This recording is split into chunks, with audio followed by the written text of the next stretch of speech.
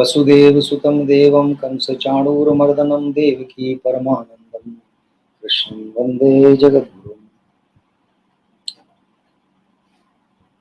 मैं डॉक्टर शैलेंद्र कुमार धर्म मीमांसा चैनल पर आप सभी सुधी श्रोताओं, विद्वान दर्शकों, मित्रों, सनातन धर्मावलंबियों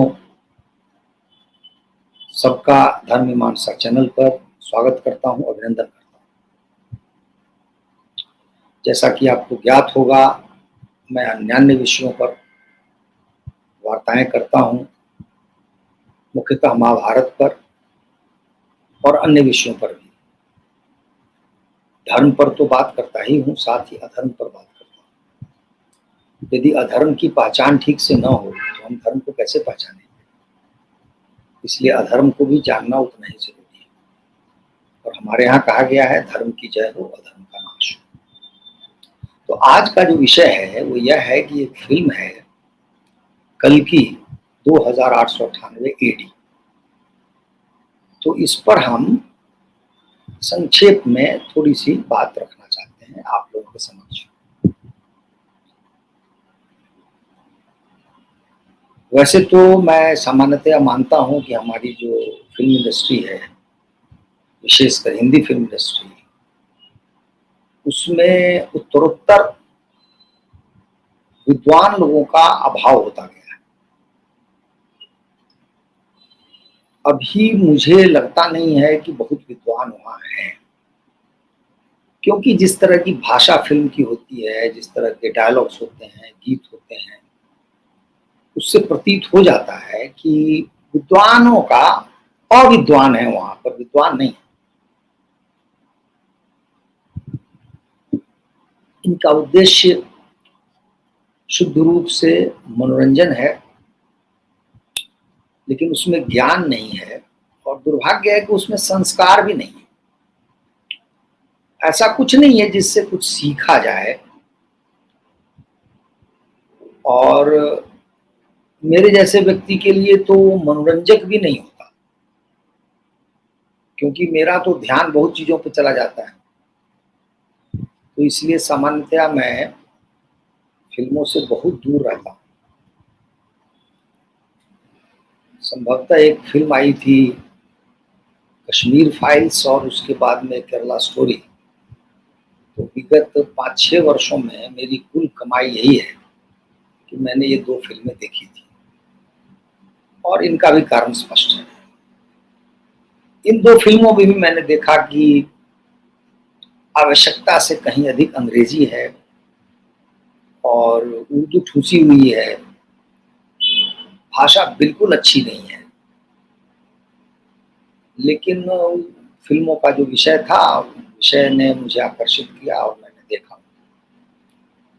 तो कल्कि, जैसा कि आप जानते हैं, कल्कि अवतार भगवान का होता है। तो कल्कि नाम से है, और इस फिल्म का नाम है कल्कि 2898 AD।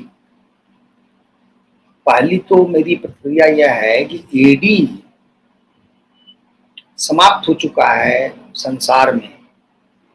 अब हम AD नहीं बोलते, अब हम उसको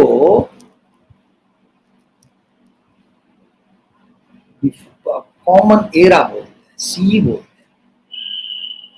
और जिसको हम BC बोलते थे उसको BCE बोलते हैं, बिफोर कॉमन एरा। अब AD BC को छोड़ने के पीछे बहुत बड़ा संदेश है, क्योंकि उसका AD BC का संबंध जीसस क्राइस्ट से था। और स्पष्ट है कि जीसस को लेकर के अनेक तरह की बातें चलती हैं, और जो न्यू टेस्टामेंट है उससे भी सिद्ध नहीं होता कि जीसस नाम का कोई व्यक्ति धरती पर आया था, क्योंकि उस व्यक्ति का जो अधिकांश है जीवन का, उसका न्यू टेस्टामेंट में वर्णन ही नहीं है। तो वर्णन किसका है? तो चमत्कारिक मृत्यु, जन्म का, और कुछ चमत्कार करने के बाद सूली पर चढ़ जाने के बाद जो मृत्यु होती है उसका उल्लेख। तो इसलिए स्वयं सिद्ध होता है कि जीसस नाम का कोई व्यक्ति नहीं था। और जीसस के नाम पर जो कैलेंडर बनाने का प्रयास किया, उसमें भी अनेकानेक त्रुटियां थी। जैसे यदि आप 25 जनवरी को कहते हैं कि जीसस का जन्म हुआ, तो कैलेंडर 1 जनवरी से क्यों होगा? जिस दिन जन्म हुआ उस दिन से कैलेंडर होगा, तो 1 जनवरी से कैलेंडर होना चाहिए। तो अनेक तरह की के दोष थे, त्रुटियां थी, और संसार भर के इधर के ही जो लोग हैं उन लोगों ने कहा कि भाई ये बीसी और एडी हमें हटा देना चाहिए और हमें बीसीई और सीई से काम लेना चाहिए, कॉमन एरा और बिफोर कॉमन एरा।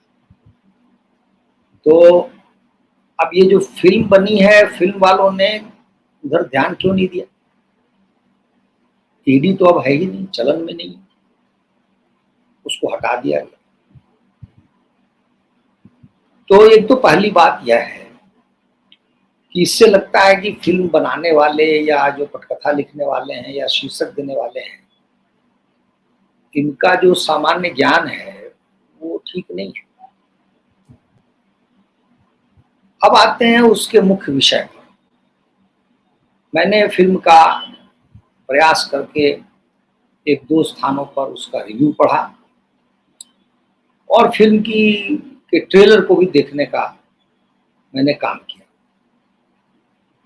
क्या है कि इसमें कहते हैं कि महाभारत के अश्वत्थामा का जो चरित्र है, वहां से इसको विषय को लिया गया है और बाद में पुराणों से कुछ बातों को लेकर एक पटकथा बनाई गई है।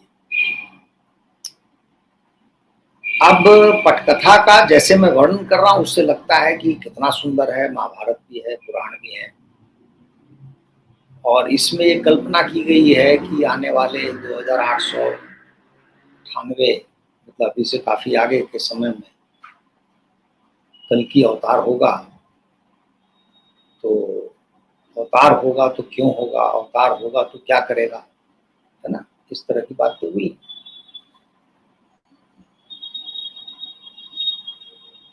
जो इसकी पृष्ठभूमि है, स्थान तय किया गया है, वो काशी नामक शहर है। वही अवतार होना है, उसी अवतार को संभव होना है। अब इसमें क्या है कि आपने महाभारत का नाम ले लिया, पुराण का नाम ले लिया, लेकिन महाभारत और पुराण से इसकी पटकथा का बहुत लेना देना नहीं है। दूसरा, जो पटकथा बनाई गई है उसमें जो मैंने रिव्यू पढ़ा, उससे ऐसा ज्ञात होता है कि उसमें कोई तारतम्य नहीं है। जैसे आरंभ और अंत तक आप हर कड़ी को जोड़ते जाएं और बुनते जाएं, कथा बुनते जाएं, और कथा चरम पर पहुंचे और फिर उस कथा का अंत हो। तो इसमें कई कड़ियां ऐसी हैं तो या तो आपस में जुड़ती हुई नहीं दिखती और फिर उसको समझना कठिन हो जाता है। जो कथाओं के जो अंग उपांग हैं उनको जोड़ना दर्शक के लिए कठिन हो जाता है। अब इसमें अच्छी बात जो बताई जा रही है वो यह है कि अद्यतन टेक्नोलॉजी का भरपूर उपयोग किया गया है और उसमें बताया जाता है कि भारत में जो अभी तक जितनी फिल्में बनी हैं उनमें संभवतः यह नवीनतम फिल्म है इस रूप में जिसमें अत्यधिक टेक्नोलॉजी का प्रयोग किया गया। आंखें चौंधिया जाने वाली, आश्चर्यचकित कर देने वाली, चकाचौंध कर देने वाली टेक्नोलॉजी। तो यह निश्चित रूप से सराहनीय कार्य है और हमारे देश में जो आईटी के क्षेत्र में प्रतिभा है उसको दर्शाती है।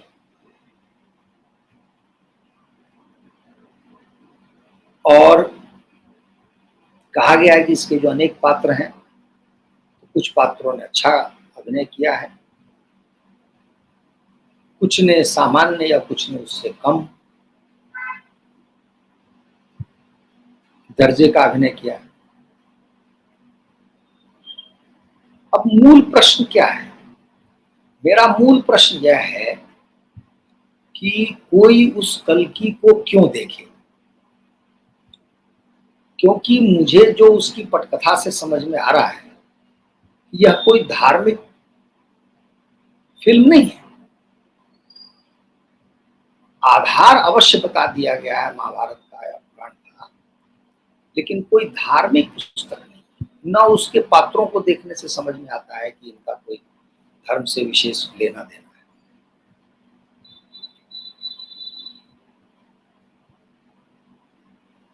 जैसे सामान्यतः हमारे देश में होता है फिल्म में कि एक हीरो होता है, दूसरा खलनायक होता है, यहाँ भी उस तरह का खलनायक है। लेकिन पटकथा से या पटकथा में जो कमी है उसकी भरपाई कैसे हो? और जब कथा ही समझ में ना आए तो हम फिल्म देखने क्यों जाएं? तो मेरी समझ क्या कहती है? मेरी समझ ये कहती है कि फिल्म उद्योग में धार्मिक ग्रंथों के आधार पर यदि कोई फिल्म बनाने का प्रयास किया जाता है तो शुद्ध रूप से जिस रूप में वो ग्रंथ है, जिस रूप में उसको बनाया गया है, उसके पात्र हैं, यदि उसके अनुकूल धार्मिक भाव से आप पिक्चर बनाते हैं तब तो यह सराहनीय कार्य है। और हमारे देश में ऐसे कार्य हुए हैं, ऐसा नहीं है कि अभूतपूर्व है। रामायण सीरियल बना है, बहुत सीमा तक अच्छा बना। महाभारत बना, बहुत सीमा तक अच्छा बना। लेकिन उसके लिए अपरिहार्य क्या है? अपरिहार्य यह है कि जो निर्देशक हैं, पटकथा लेखक हैं, डायलॉग लिखने वाले हैं या गीत लिखने वाले हैं, इन सबको जो उस ग्रंथ के आधार पर पिक्चर बनाई जा रही है, उस ग्रंथ का सांगोपांग अध्ययन करना पड़ेगा और समझना पड़ेगा। बिना समझे आप उसके आधार पर पटकथा नहीं लिख सकते। तो मेरा कहना यह है कि ये जो कल की पिक्चर है, इसमें पटकथा में जो त्रुटियां हैं और उसके अतिरिक्त फिल्म बनाने का ध्येय क्या है? क्या इसके निर्माता निर्देशक यह चाहते थे कि यह एक धार्मिक पिक्चर है और इसको देखने आने वाले पिक्चर देखने के बाद थोड़ा और धार्मिक हो जाएंगे, धर्मनिष्ठ हो जाएंगे? और हमारे यहाँ धर्म में जो गुण है, माता पिता का आदर करना, माता पिता की सेवा करना, परिवार को संभालना, चलाना, राष्ट्र भक्ति, क्योंकि हमारे यहाँ विवाह में ही मंत्र है, राष्ट्र के लिए अपने आप को न्यौछावर करना, ये जितने गुण हैं, क्या इनमें से किसी गुण का विस्तार होता है? गुण बढ़ते हैं? मैं पिक्चर देख के आऊं और 2 पैसा मेरे अंदर ऐसा कुछ परिवर्तन हो, या मैं सीख लूं, या मैं जान जाऊं कि माता पिता का आदर करना, उनकी सेवा करना, उससे व्यक्ति बेहतर होता है, अच्छा मनुष्य माना जाता है। जैसे हमारा एक श्लोक है मनुस्मृति में, अभिवादनशीलस्य नित्यं वृद्धोपसेविनः चत्वारितस्य वर्धन्ति आयुर्विद्या यशोबलम। अर्थात यदि आप अभिवादनशील हैं, अभिवादनशील जो शिष्टाचार में आता है, मेरे सम्मुख कोई आता है तो मैं अभिवादन कैसे करता हूँ? तो यदि अभिवादनशील आप हैं और आप वृद्ध को, वृद्ध का मतलब है बढ़ा हुआ, बढ़ा हुआ का अर्थ आयु में नहीं है, या आयु में भी हो सकता है, लेकिन कुछ भी हो सकता है, पद में, प्रतिष्ठा में कोई बढ़ा हुआ। तो नित्यम वृद्धोपसेविनः, तो हम उस बढ़े हुए व्यक्ति की प्रत्येक दिन सेवा करें तो क्या परिणाम होगा? चत्वारि तस्य वर्धन्ति, उसकी 4 चीजें बढ़ जाती हैं, आयु, विद्या, यश और बल। तो ये जो मैंने एक श्लोक बताया, क्या ऐसे धार्मिक पिक्चर को देख के हमें कुछ ज्ञान प्राप्त हो रहा है, हमारे अंदर कुछ सकारात्मक परिवर्तन होगा जिससे समाज लाभान्वित होगा? तो मुझे ऐसा नहीं लगा उसके ट्रेलर देख के या उसका जो रिव्यू है उसको पढ़ के, मुझे ऐसा नहीं लगा। अब है कि क्या करना है इस ज्ञान से? शुद्ध मनोरंजन। तो मैं अपने आप को पाता हूं कि वो मुझे ऐसी मनोरंजक तो नहीं लग रही है। थोड़ी देर के लिए आंखें चौंधिया सकती हैं नई टेक्नोलॉजी को देख करके कि कैसा वो संसार निर्माण कर रहा है, कैसा विध्वंस हो रहा है, इसका जो दिया हुआ है, या जो अस्त्र शस्त्र हैं वो बिल्कुल ही नवीनतम हैं, हमने उनके आकार प्रकार से तो नहीं देखा है, हम उससे परिचित नहीं है, बिल्कुल ही विचित्र प्रकार के आयुध हैं। तो हम चौंक सकते हैं, स्तंभित हो सकते हैं, लेकिन उससे कुछ सीख नहीं पाएंगे। क्या सीखेंगे? तो सार यह है मेरे कहने का कि ये जो धार्मिक ग्रंथों के आधार पर पिक्चर बनाने की बात है, मैं मानता हूं कि निर्माता निर्देशक को इससे बचना चाहिए। या तो वे शुद्ध रूप से इसको बनाएं, जिस भाव से ग्रंथ लिखा गया, जिस भाव से कोई कथा हमारे यहाँ है समाज, उसी रूप में उसको लिया जाए, या थोड़ा बहुत कल्पनाशीलता से आप उसका विस्तार दे सकते हैं, लेकिन फिर उसके लिए प्रखर बुद्धि चाहिए, उच्च कोटि की कल्पनाशीलता चाहिए। जैसे मैंने अपनी एक वार्ता में बताया था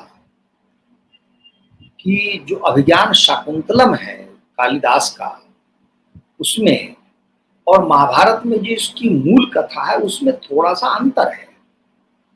कालिदास ने नाटक लिखने के लिए नाटकीयता उत्पन्न की है, लेकिन उससे कथा का जो मूल तत्व है वो नष्ट नहीं होता। जितनी शिक्षाप्रद महाभारत की कथा है, उतनी ही शिक्षाप्रद कालिदास की कथा है, लेकिन उसके लिए बहुत प्रतिभा चाहिए, गहन अध्ययन करना पड़ेगा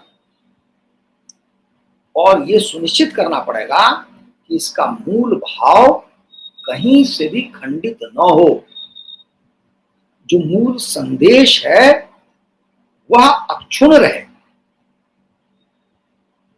तो इस रूप में यदि मैं देखूं तो मैं मानता हूं कि कल्कि में कोई विशेष बात नहीं है, और यदि कोई हिंदू धर्मावलंबी जो महाभारत से परिचित है, पुराण से परिचित है, यदि वो जाए देखे तो उसको निराशा हाथ लगेगी। और जो इन ग्रंथों को जानता ही नहीं है, वो तो पता नहीं अपनी कल्पनाशीलता से क्या क्या बना लेंगे, क्या क्या सोच लेंगे कि हमारे ग्रंथ कैसे हैं। तो इस रूप में मुझे लग रहा है कि ये हानिकारक है। इसलिए सार यह है कि मैं अपनी ओर से इसकी अनुशंसा नहीं करूंगा कि आप जाकर उस पिक्चर को देखें, और मेरा अनुरोध निर्माता निर्देशक से होगा जैसा मैंने कहा कि यदि आपको टेक्नोलॉजी दिखानी है, इस तरह का प्रयोग करना है, तो आप जानते ही अमेरिका में बहुत सारा साइंस फिक्शन बनता रहता है, आप भी वही नाम दे देते। क्या आवश्यकता थी आपको महाभारत का अवलंबन लेने का या फिर पुराण का अवलंबन लेने का? कोई आवश्यकता नहीं। आप अपनी कल्पना के घोड़े को उड़ाइए और जो इच्छा हो आप बना डालिए। तो इसलिए मैं मानता हूँ कि ऐसा होना चाहिए, अन्यथा आप हमारे धर्म ग्रंथों के साथ एक प्रकार से खेल खेलते हैं, वो अच्छी बात नहीं। उसमें भाषा भी ऐसी ही है, मतलब ज़रूरत से ज़्यादा अंग्रेजी ठूसी हुई है, उर्दू है। अब आप देखिए, आप महाभारत की पृष्ठभूमि ले रहे हैं, राम पुराण ले रहे हैं, लेकिन हर जगह जंग जंग बोल रहे हैं आप। युद्ध तो आपके मुंह से निकलता नहीं है किसी के पात्र से, जबकि मैं मानता हूं युद्ध बोलना जंग बोलने से कहीं अधिक कठिन नहीं। युद्ध तो हम लोग बचपन से बोलते आए हैं, लेकिन ऐसी त्रुटियां हैं उसमें, और पता नहीं फिल्म 2 में, हालांकि ये फिल्म तो दक्षिण की है, इसको डब किया गया होगा, लेकिन यहाँ पर वही है, वही डाक के 3 पात घूम घाम के वही लोग होते हैं और बिना मतलब के उर्दू फूंसते रहते हैं, चाहे वो गाना हो, डायलॉग हो। उर्दू से मेरा तात्पर्य यहाँ पे फारसी शब्दों से है। उर्दू नाम की कोई भाषा नहीं है, उसका कोई मतलब ही नहीं है। इसलिए उर्दू क्या है? तो मैं यहीं पर अपनी वाणी को विराम देता हूँ। आप लोग स्वयं भी देखें और इसका अपनी ओर से भी रिव्यू करें, हमारे इस पर चैनल पर टिप्पणी भी करें कि आपका क्या अनुभव है। मैंने जितना देखा समझा वो मैंने आपके समक्ष रखा और आपसे विदा लेता हूँ। जय श्री राम।